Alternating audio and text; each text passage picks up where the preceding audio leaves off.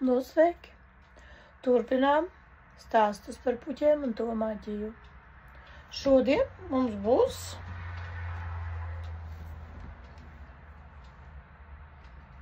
noteikti visi ir redzējuši, ja? Ārzniecības ziepju saknē. Šķiet, ka šis augs ir tik vienkārši sētmalās, gar malām un kur tikai nekur. Raujam ārā, aizņem daudz vietas, ja? Ātri noziet, pēc tam nesmuks. Nu,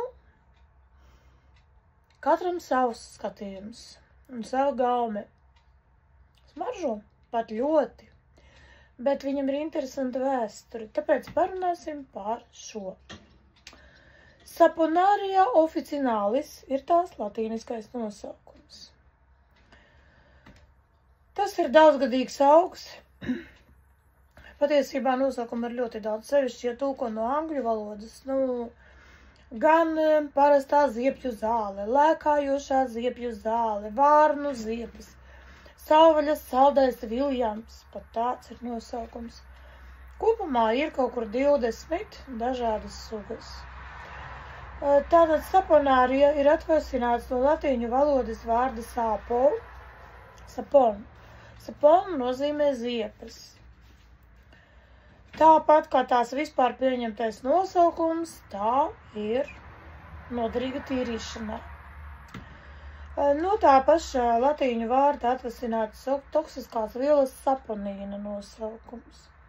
Saponīns jau arī ir tā auga daļa, kurā satur šos te mazgāšanas līdzekli. Varam pat salīdzināt, jā, ziedēšanas laikā saknēs saponīns ir līdz 20%. Tā pašā laikā Indijas ziepju riekstos nevairāk par 15%. Tā kā mums nevajag varbūt meklēt eksotiku, tā ir tepat sētas malā, tikai vajag atvērt acis plašāk. Tā, saskaroties ar ūdeni, saponīns veido putas. Officinalis skaidrs. Officinalis viss ir tas, kas ir ārzniecisks. Ja? Tā. Ar nosaukumu tikām galā. Saponaria officinalis visā Eiropā ir izplatīta, Āzijā līdz pat Rietumsibīrijai. Auga vēsās vietās, pie dzīvžokiem, gar ceļu malām. Ziemeļamerikā tā vispār jau ir kļūst par invazīvu augu. Patiesībā ir tā, ka viņa aug tik daudz, ka kļūst par traucējošu nezāli. Pie pamestām mājām ļoti daudz. Neauglīgās vietās, strautu malās, laukos, ceļu malās. Patiesībā, ja viņu norīt apēst, nekas labs tur nebūs. Saponīns ir toksisks. Tāpēc ieteicams, protams, dārzā stādīt, ja gribam ieviest. Ja? Man nav ko ieviest, viņa pat ir ieviesusies. Es tikai rauju ārā, kur man nevajag. Bet, ja gribam ieviest, tad labāk stādīt konteineros vai ar apmalītēm norobežot, lai viņi tomēr neaizņem jums visu puķu dobi vai neieviešas dārzā. Tātad, ja izmantot, teiksim, skaistumam, garnējumiem, vasaras dzērieniem, tad šos te ziediņus var izmantot. Viņus paņem, saspiež un uzsprauž, jā, skaisti. Tagad no Anglijas ieviestā tradīcija uz tortēm skaisti puķītes saspraust. Arī nav slikta. Lūk.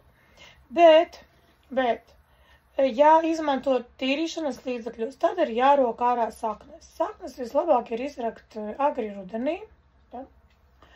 Tad, kad ir tās saponīna procents vislabākais un vislielākais. Stublāji augam ir nesazaroti. Reizēm viņu var būt sarkanīga nokrāsa, manai ir zaļā. Aug ceros, kaut kur līdz 70 centimetri, nav viņa nemaz tik maziņa. Ziedi simetriski izvietoti, jā, redzam smuki tā, viens pretī otram. Šeit jau ļoti labi redzās. Rozā var būt arī baltais variants. Bet, tomēr pārsvarā, ko es esmu redzējis, viņas visas ir rozā šeit.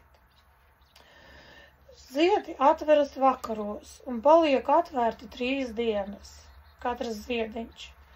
Naktī viņi vakaros sevišķi, ja jūs iziesiet pēc saules rieta, viņi smaržo ļoti spēcīgi. Un nektāru ražo pastiprināti. Kāpēc? Mēs jau zinām, jā? Lai pievilinātu apluteksnētājus. Nakts apluteksnētāji, kas mums ir? Nakts tauriņi, dažādi kukaiņi. Dienā jau arī kamenes ziedmušas ļoti labprāt pa viņiem lido. Nu, zvirbuļi ēd. Dažreiz. Bet vispār dzīvnieki nēd, jo saponīna dēļ tas nav lietojams. Viņš iespējams, es neesmu garšojusi, arī nav garšīgs. Ja? Nu tātad, pievērsīsimies praktiskajam pielietojumam, jo mēs te visu laiku te runājam par to, ka tā ir ziepju sakne, bet, nu, vēsturiski lietoju kā tīrīšanas līdzekli. Iedarbība ļoti maiga. Var mazgāt ķermeni, var mazgāt seju, var mazgāt smalkus audumus. Senie romieši tiek uzskatīts, ka mazgāja ar šo te līdzekli drēbes jau savā laikā. Tā kā pielietojuma vēsture ļoti sena. Tātala taukus, zīdu var mazgāt, linu var mazgāt, vilnu var mazgāt, tīrīt stiklu porcelānu var. Tātad, pievienojot lapas verdošam ūdenim, pārklāj ar vāku. Vāra uz lēnas uguns 15 minūtes, atcisina, nokārš caur marli vai dvieli, virtuves, protams. Un šo te novārījumu var lietot, lai mazgātos. Patiesībā vislabākā attiecība ir 1 daļa ziepju zāles uz 12 daļām ūdens, ja mēs lietojam saknes. Žāvētās saknes mērcē 1 stundu, tikai tad viņas atbrīvos ziepītes. Tad samais ūdeni nokāš. Jāizlieto dienas laikā, ilgi neglabājas šis mazgāšanas līdzeklis. Bet vēl ir tāda lieta, ja lieto svaigu ziepju zāli, ūdens izskatās zaļš. Ja? Un tad var, protams, rasties pamatotas aizdomas, nu es tagad ar šitajā zaļajā iebāzīšu to balto, viņš nokrāsosies. Nekrāsojas. Tā nav krāsviela. Izskalojas un nekas nenotiek. pH ir neitrāls, nav sārmains. Un maigāks nekā parastajām ziepēm. Romučigāni uzskatīja, ka no saknes pagatavotu novārījumu var uzklāt uz sasituma vai iekaisuma, lai noņemtu pietrūkumu un apsārtumu. Tas ir teikts Oksfordas augu tradīciju vārnīcā. Tā, ka britu zinātnieki, viņi šo augu akceptē. Protams, ja viņu norīt, var izraisīt kuņģa kairinājumus, liktu dušu vemšanu. Tādēļ lietot tikai var ārīgi. Neiesaka lietot ziepju sakne iekšķīgi, ne pie kādiem apstākļiem. Kaut gan, es jums nevienu recepti nepateikšu un neiesaku mēģināt, ir ziņas, ka tā darbojas kā atkriepošanas līdzeklis, jo viņa kairina gļūtādu, rodas klepus refleks, vieglāk ir atklipot. Kā nu tur ir, nezinu, neesmu mēģinājusi un nav vēlēšanās. Nu tātad. Vēl ir tāda lieta, par cik to lietoja dažādiem tādiem smalkiem audumiem. Tad ir arī tāda hipotēze izvirzīta, ka Turīnas līķautu arī apstrādāja ar šo te augumu. Nu, interesanti. Rumānijas ciematā Ševardokei vietēji iedzīvotāji to sauc par sāpunēli. Un izmanto ziepju aizstāju, kā ziepju aizstāju, sevišķi jāda ir sausa. Kulinārijā izmanto kā emulgatoru tahini komerciālajā pagatavošanā un alus darīšanā, lai radītu alu ar labām putām. Tuvajos austrumos izmanto kā piedevu halvas pagatavošanas procesā, starp citu. Un arī stabilizētu eļļas maisījumā un lai būtu tā halvas tekstūra, kas ir būtiski svarīgi, jo, ja viņai nav tās tekstūras, tā galīgi nav halva, jā. Mēs to zinām, halvu visi esam ēduši. Tad ir tāda lieta. Šeit, Latvijā, Hercoga Jēkaba laikā tika ieviesta manufaktūrās ražošanai, vilnu mazgāja ar viņu. Nu, un par cik ieveda no Polijas tajā laikā, kaut kādā veidā tur arī Danskas pilsēta ir pavīdējusi kā ieviešanas vieta, līdz ar to sauca par Danskas puķi. Nu, daudzi latviešu rakstnieki tā laika ir atspoguļojuši šo puķi savos stāstos, prozā un dzejā. Rainis iedvesmojās uzrakstīt veselu dzejoļu krājumu no šīs te puķes.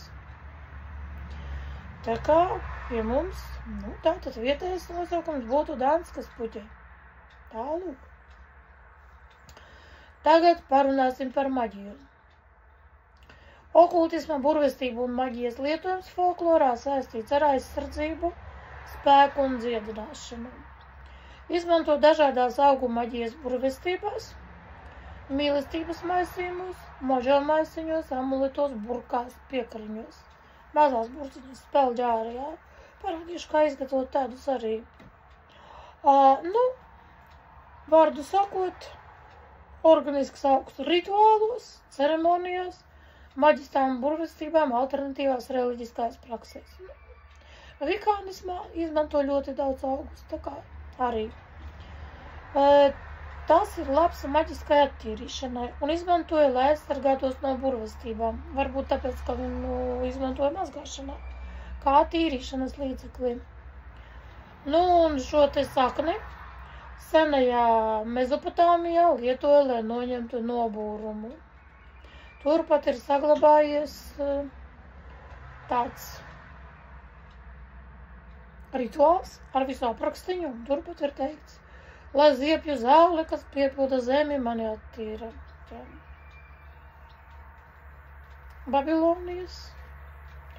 Babilonian witchcraft literatūra ir tāds krājumiņš, tur šis te ir pieminēts. Tā ir radniecīgā mušamreja, principā pēc pielietojuma, un tīri ezotēriski to saista ar ūdensvīra zīmi. Tā pašā laikā dīķu tuvumā šito nevar stādīt, jo zivīm viņa ir toksiska. Un, protams, kur var izmantot? Maģiskā attīrīšanā un vannā. Šo te augu saistā ar Venēru. Nu, ko? Lai ziepju zāli, kas piepilta zemi, mani attīra. Tiekamies!